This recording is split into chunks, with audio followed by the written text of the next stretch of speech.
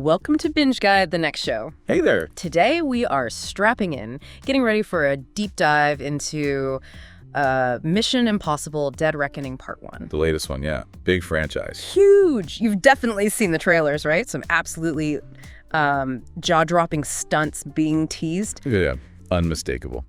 So our mission today, if you will, is to unpack the initial reactions, give you a sense of the plot, no spoilers, promise. All right, keep it clean. And basically help you figure out if this Dead Reckoning Part 1 should be your next binge. Exactly. We've kind of gathered all the early buzz, the reactions, the info. Think of it like your mission briefing. Right. Before you decide whether to, hit play or head to the cinema for this one. Perfect. Okay, let's get straight into it then. What's the core mission this time? And maybe more importantly, what are people saying right off the bat? Well, the initial word has been, honestly, overwhelmingly positive. Really? That positive? Yeah. Critics, audiences who saw it early, they seem seriously impressed. I mean, some are even throwing around phrases like best of the series. Wow, okay. That's huge praise for a franchise this long running. It is. And even stuff like best action film of the decade. Yeah. There was a point it had like a 98% on Rotten Tomatoes. 90. Okay, that's significant. What's driving that, do you think? What are they pointing to? A lot of it seems to be this description. A state-of-the-art action extravaganza. Extravaganza, okay. Yeah. And people are really highlighting the practical effects, plus the star power, obviously. And the stunts are just, well, they're Mission Impossible stunts. Right, which means they're probably insane. Is it just nonstop adrenaline? Pretty much sounds like it. People are using words like adrenaline rush, impeccably made, nonstop entertaining. It seems like a huge winner. Peak cinema even for stunts. Peak cinema. I like that. So lots of long, crazy action sequences. That's the word. Intense seems to be another key descriptor. Okay, so beyond just the amazing action, what's the actual mission? What's Ethan Hunt up against this time? Keep it spoiler-free, of course. Right, no spoilers. So the main antagonist isn't quite human this time. It's described as a rogue artificial intelligence. An AI? Interesting. How's that fitting into a series known for, masks and practical spycraft? Well, they're calling the AI prescient, which adds a fascinating layer. It means it can sort of anticipate things, maybe see consequences. Whoa, okay. That's a pretty scary villain. Prescient. Yeah, makes it a really unique challenge for Ethan Hunt, doesn't it? Especially for a franchise that usually leans so heavily on practical effects and human opponents. Yep. It's a cool contract. Definitely raises the stakes. Yeah. So what's the goal? What are they trying to do about this AI? The immediate objective seems to be getting hold of a two-part key. A key. Classic MacGuffin. Kinda, yeah. But the thing is, at the start, its true significance, what it unlocks, what it controls, that's all in the mystery. Ah, okay. Adds intrigue. Exactly. So at its core, you could say it's still that classic good versus bad fight. Mm-hmm. But with, as one person put it, loads of action thrown in between. And this tech angle, the AI stuff, seems woven in really interestingly. Loaves of action. Love it. Okay, let's talk about the people involved, the cast. Obviously, Tom Cruise is back. Of course. Ethan Hunt himself. And yeah, reports are he delivers another banger of a performance, which is just incredible at 61 doing what he does. It really is. Acting and action both praised. Seems like it, yeah. But there's a lot of buzz around a newcomer, Haley Atwell playing Grace. Ah, okay. What's the word on her? Really strong. People are calling her an excellent addition, impeccable performance. Lots of people saying they adored her character. That's great to hear. Always good when a new character lands well. Definitely. And interestingly, they also mentioned her vulnerability comes through, especially later in the film. Adds depth. What about the familiar faces? Ilsa? Benji?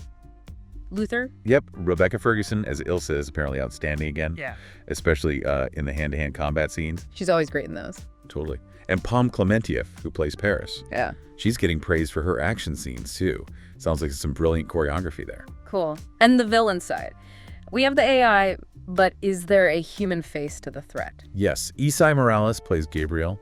He's being described as a really intimidating antagonist. Okay. And there's definitely a sense of anticipation for his role carrying over into part 2. Setting things up. Makes sense. And the IMF regulars. Oh, yeah. Can't forget him. Simon Pegg as Benji and Ving Rhames as Luther, described, as always, as endearing, bringing the heart and the humor. They're essential, aren't they? That chemistry. Absolutely. We also see Henry Czerny back as Eugene Kittredge, which is cool. All from the first movie. Exactly. And then you've got Carrie Elwes, Shea Wiggum, Greg Tarzan Davis, and Vanessa Kirby makes another appearance as Alana the White Widow. Sounds like a memorable cameo. Wow, quite the ensemble cast. It really is a mix of old and new faces. Okay, let's shift gears fully to the action then. We know it's a highlight. But any specific set pieces getting talked about? Oh yeah, they say the film is just packed with these mind-boggling action set pieces. And apparently they get better and better as the movie goes on. Like escalating stakes. Exactly. There's one sequence everyone's mentioning set in an airport. It's supposedly like 25 minutes long. 25 minutes in an airport. How do you sustain that? Sounds like they do. Described as nail-biting, multiple conflicts happening, but also with some humor mixed in. That sounds intense. What else? We saw the motorbike cliff jump in the trailer. Right. That's apparently part of the final act, and it's just breathtaking. Especially, they say, if you see it on an IMAX screen, you really feel it. I bet. IMAX seems crucial for this one. It sounds like it enhances those big moments, yeah. And there's also a big train sequence that's getting a lot of attention. A train sequence. Ha! Classic action territory. Totally. Described as enthralling and potentially meme-worthy. Some people even drew comparisons to the train sequence in Pelana. Interesting comparison. So big, practical, complex stuff. That seems to be the mantra. Director Christopher McQuarrie really pushed for that authentic, immersive feel with practical effects. You know, it was a huge production, filmed all over the world, massive budget, around $290 million reportedly. Wow. The logistically complex scenes were kind of the name of the game, and it sounds like that effort really shows up on screen. It sounds incredible, honestly. What about the nuts and bolts, the script, the pacing, the music? It's a long movie, right? Like 164 minutes. It is long, yeah. Over 2.5 hours. And this is, key reviewers are saying the screenplay makes it pass smoothly. No dull moments. That's impressive for that runtime. Right. They're calling it compelling, heart-pounding, stylized. The dialogue is apparently slick, fits that Mission Impossible vibe. Cool. And the music. Gotta have the theme. Oh, absolutely. The score, including that iconic theme, is getting called outstanding. Nostalgic, but effective. Nice. And visually, cinematography, editing. Both getting high marks. Cinematography is outstanding, again, especially amplified by IMAX for the stunts. And the editing is described as crisp. Just sounds like McQuarrie really gets what this audience wants, you know? High-octane, well-crafted action. He seems to have found the formula, but it can't be all perfect praise, can it? Were there any criticisms, any dissenting opinions in those early reactions? There were a few, yeah. Nothing major, but some points came up. A few people felt it maybe lacked a bit of the emotional depth compared to something like Top Gun, Maverick. Ah, interesting comparison point. Yeah. And some mentioned that the bond between Ethan and Haley Atwell's character, Grace, maybe felt a little rushed to them. Okay, fair enough. Anything else? One specific note was about the dialogue. Apparently the phrases "the key" and "the entity" get repeated quite a lot. Right. And at least one reviewer found that a bit repetitive after a while. I can see how that might happen when you're building a mystery around those specific things. What about, like, fan discussions online? How is it landing there? Oh, it's definitely sparking debate, as these things always do. You know, fans arguing about where it ranks in the whole series. The inevitable ranking debates. Exactly. Lots of people putting it right near the top, but others maybe finding it a bit weaker than some previous ones. It's passionate, you know. Sure. And there was also some talk about its release timing, wasn't there? Coming out right before Barbenheimer. Yeah, that's been mentioned as maybe affecting its box office run more than the quality of the film itself. Tough competition that summer. Definitely. And of course, the big thing is the part 1 in the title. Right.